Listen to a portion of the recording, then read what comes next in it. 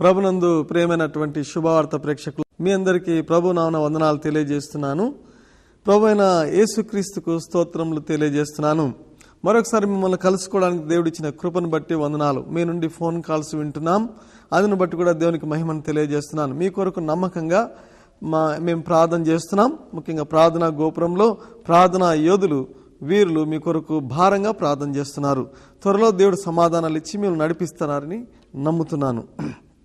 స్వస్థత దేవుడు సమకూర్చి మిమ్మల్ని దర్శించి నడిపిస్తారు. మరి ప్రభునందు ప్రియులారా, మీకు ఉచితంగా కూడా మ్యాగజైన్ పంపిస్తాం. మరి మీరు మాకు మంచిగా అడ్రస్ ఇస్తే మీ అడ్రస్కు చక్కగా పంపించడానికి వీలుంటుంది. దేవుడు మిమ్మల్ని దీవించునుగాక. మరి ఈ దినం మరొక వాక్య భాగాన్ని చూద్దాం. మత్తయి సువార్త 6వ అధ్యాయం 31వ వచనం నుండి చదువుకుందాం. మత్తయి సువార్త 6వ అధ్యాయం. కాబట్టి ఏమి తిందుమో, ఏమి త్రాగుదుమో, ఏమి ధరించుకొందుమో అని చింతింపకుడి. అన్యజనులు వీటన్నిటి విషయమై విచారింతురు. ఇవన్నీ మీకు కావాలనని మీ పరలోకపు తండ్రికి తెలియను. కాబట్టి మీరు ఆయన రాజ్యమును నీతిని మొదట వెదుకుడి, అప్పుడు అవన్నీ మీకు అనుగ్రహించబడును. రేపటిని గూర్చి చింతించకుడి, రేపటి దినము దాని సంగతులను గూర్చి చింతించును. ఏ నాటి కీడు ఆ నాటికి చాలును. ప్రార్థన చేసుకుందాం. ప్రేమగల మా పరలోకపు తండ్రి, గొప్ప దేవ, సర్వశక్తిమంతుడా, మీకు వందనాలు. ఈ వాక్యాన్ని ధ్యానించుకొనుచుండగా మీరు మాతో మాట్లాడండి, మమ్మల్ని దర్శించండి, మా హృదయములను బాగుగా తెరవండి నాయన. ప్రభా, మా మనోనేత్రములు తెరిచి మీ ఆశ్చర్యకరమైన సంగతులు తెలుసుకున్నట్లు కృప చూపించమని నజరేయుడైన యేసుక్రీస్తు నామమున పేరిట వేడుకొంచున్నాం తండ్రి, ఆమేన్. ప్రభునందు ప్రియమైనటువంటి వారలారా, సమయాలు చూస్తే, కాలాలు చూస్తే ఎంతో భయంకరంగా ఉంటున్నాయి. ఎటు చూచినా సంతోషం లేదు, ఎటు చూచినా మారణకాండ, ఎటు చూచినా ఆకలి దప్పులు, ఎటు చూచినా అవసరాలతో ప్రజలు అలమటిస్తున్నారు. అనేక మంది ఆర్థికమైనటువంటి అవసరాలు కృంగి మరి ఎంతగానో బాధలో ఉంటున్నారు. అనేకులు రోగాలతో బాధపడుతున్నారు. ఈ లోకమంతా ఎటు చూచినా భయంకరమైన అవసరత, భయంకరమైనటువంటి క్షామము మరి విరజిల్లుతూ ఉంది. మరి ఇట్టి సమయంలో ప్రభు అంటున్నాడు, మరి చింతించకండి అంటున్నాడు. మరి చింతించకండి, మీరు మీ ఆహారం గురించి చింతించకండి, మీ వస్త్రం గురించి చింతించకండి అంటున్నాడు. చింతించొద్దు. మరి ఇట్లాంటి సమయంలో ఎందుకు చింతించొద్దు అంటున్నాడు? ఎలాంటి ప్రజలతో ఇక్కడ చెబుతున్నాడు అంటే, మత్తయి సువార్తలో కూడా ఆ ప్రజలు భయంకరమైన అవసరతల్లో ఉన్నారు. ఆ దినాల్లో మరి పరాయి ప్రభుత్వం కింద ఆ ప్రజలు ఉంటున్నారు, జీవిస్తూ ఉన్నారు. అంతేకాదు, వాళ్ళు ఒకవైపేమో అధికంగా పన్నులు వసూలు చేసేటువంటి సుంకరుల దాడికి లోనవుతున్నారు, మరి ఒకవైపేమో ఉగ్రవాదుల దాడికి లోనవుతున్నారు, మరొక వైపు స్వార్థముతో ధనాశ చేత పీడిస్తున్న మతాధికారుల వల్ల ఎంతో బాధపడుతున్నారు, మరొక వైపు ప్రభుత్వం వల్ల. ఇట్లు అంతేకాదు, ఆకలితో అలమటిస్తున్నారు. అనేకులకు దినానికి గడవడం కూడా చాలా కష్టమైన రోజుల్లో ఉంటున్నారు. అలాంటి ప్రజలు అక్కడ ఉంటున్నారు. యేసు ప్రభు మరి తాను మొట్టమొదట చేసిన కొండ మీద ప్రసంగంలోనిది ఈ వాక్యం. ప్రియులారా, అక్కడ బహు జన సమూహములు ఆయన వెంట వచ్చారు. ఎంతో ఆశతో చూస్తున్నారు ప్రభు ఏం చేస్తారో, ఏం చెప్తారో విందామని అక్కడికి వచ్చారు. వాళ్ళతో అంటున్నాడు ఈ వాక్య భాగంలో, మీరు చింతించవద్దు అంటున్నాడు. ఆహారం గురించి చింతించవద్దు, ఏమి తిందుమో, ఏమి త్రాగుదుమో అని చింతించవద్దు అంటున్నాడు. అంతకు మునుపు వాక్యలో 25వ వచనం నుండి కూడా బహు చక్కగా వాళ్ళకు వర్ణిస్తారు.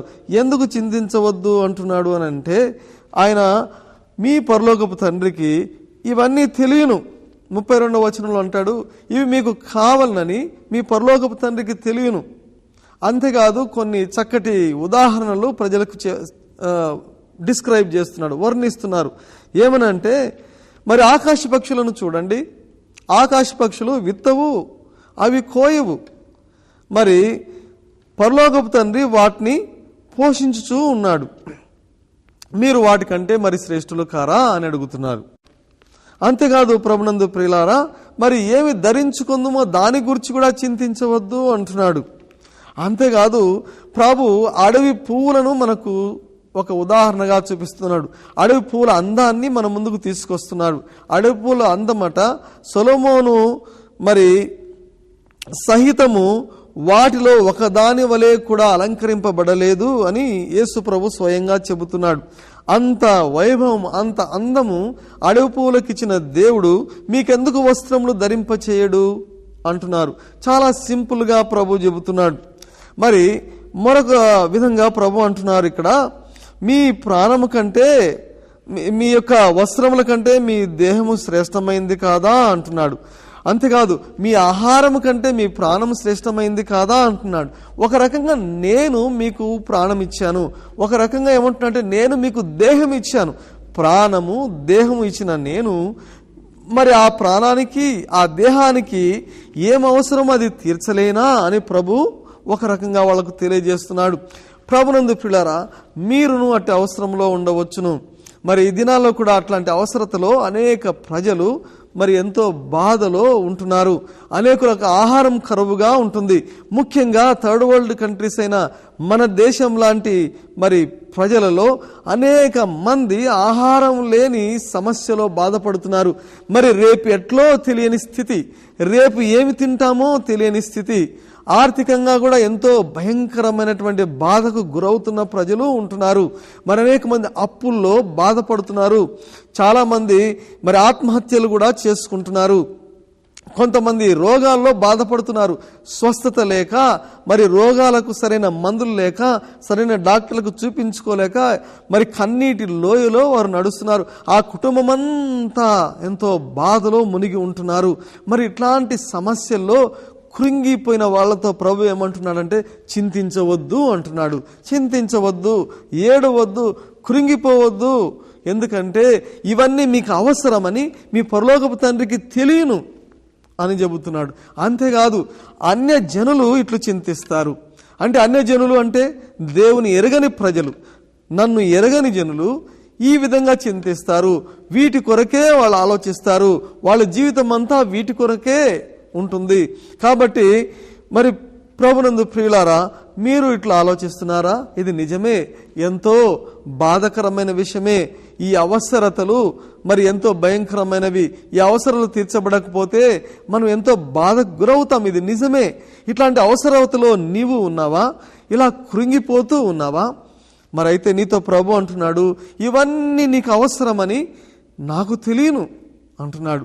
అన్య జనులు చింతిస్తారు, నన్ను ఎరగని ప్రజలైతే చింతిస్తారు, కానీ నీవెందుకు చింతిస్తావు అంటున్నాడు. కనుక ఓ ప్రియమైన సహోదరుడా, సహోదరి, నీవు వ్యక్తిగతంగా దేవుణ్ణి ఎరుగుదువా? ప్రభు నీకు తెలుసా? వ్యక్తిగతంగా తెలిస్తే నీవు బాధపడవలసిన అవసరం లేదు. ప్రభుని అడగవచ్చు. మరి అడుగుడి మీకు ఇవ్వబడునని ప్రభు చెప్పాడు. నువ్వు అడిగితే ప్రభు ఇస్తానంటున్నాడు. అందుకే యేసు ప్రభు ప్రజలకు దేవుని గురించి ఏం చెబుతున్నాడంటే పరలోకపు తండ్రి అంటున్నాడు. He is father in heaven. ఆయన పరలోకపు తండ్రి. కాబట్టి పరలోకపు తండ్రి ఆయన. మరి నీవు ఆయన పరలోకపు తండ్రిగా ఎరుగుదువా? తండ్రి అని పిలిచే స్థితిలో ఉంటున్నావా అని నీవు పరిశీలన చేసుకోవాలి. నీకు ఆయన తండ్రి కావాలంటే నీ హృదయాన్ని యేసయ్యకి ఇచ్చేయాలి. అట్లు నీవు ఆయనకు కుమారుడుగా కావాలని ఆయన తన ప్రియకుమారుని ఈ లోకంలోనికి పంపాడు. అట్టి ప్రియకుమారుడు నీ కొరకు తన ప్రాణంను ఖర్చు పెట్టాడు. ఆ యేసయ్య నీ కొరకు తన ప్రాణంను ఖర్చు పెట్టాడు. నీ పాపముల కొరకై శిక్షను భరించారు. అట్టి యేసయ్య దగ్గరకు వచ్చి, ప్రభువా నా పాపములు క్షమించు అని అడుగు క్షణమున నీ పాపములన్నీ క్షమించి నీ హృదయంలో ఆయన ప్రవేశిస్తారు. ఆ దినము నుండి దేవునికి నీవు కుమారుడుగా ఉంటావు. ఆ దినం నుండి నీవు ఆయనను పరలోకపు తండ్రి అని పిలుస్తావు. He is your father in heaven. ఆయన ఎంతో ధైర్యముగా తండ్రి అని పిలవగలవు. తండ్రి అని పిలిచే ధైర్యం నీకు ఇస్తాడు. కుమారులుగా ఉండే అధికారం నీకు ఇచ్చాడు కాబట్టి తండ్రి అని నీవు పిలవగలవు. కాబట్టే చింతించవద్దు అంటున్నాడు, చింతించకుడి అంటున్నాడు. ఎందుకంటే నీ తండ్రికి నీ అవసరాలేంటో తెలుసు. ఆకాశ పక్షుల విషయంలో దేవుడు జాగ్రత్తగా చేస్తున్నాడు. అడవి పువ్వుల విషయంలో జాగ్రత్తగా దానికి అందమిస్తున్నప్పుడు నీకెందుకు ఇవ్వడు అని నీవు పరిశీలన చేసుకో. దేవుడు నాకు ఖచ్చితంగా ఇస్తాడు అని నీవు మరి ధైర్యపరుచుకో. ప్రభుకు నీవు హృదయం ఇచ్చి ఉంటే ఖచ్చితంగా నీవు ఆయన తండ్రి అని పిలుస్తావు. ఖచ్చితంగా నీకు దేవుడు సహాయం చేస్తాడు. ప్రియమైన సహోదరుడా, సహోదరి, ఒకసారి నీ జీవితాన్ని గమనించు. మరి ఒకవేళ నా జీవితం ఇంకా అయిపోయింది, నేను అనేక అవసరాల్లో మునిగిపోతున్నాను, చావు ఒకటే మార్గం అని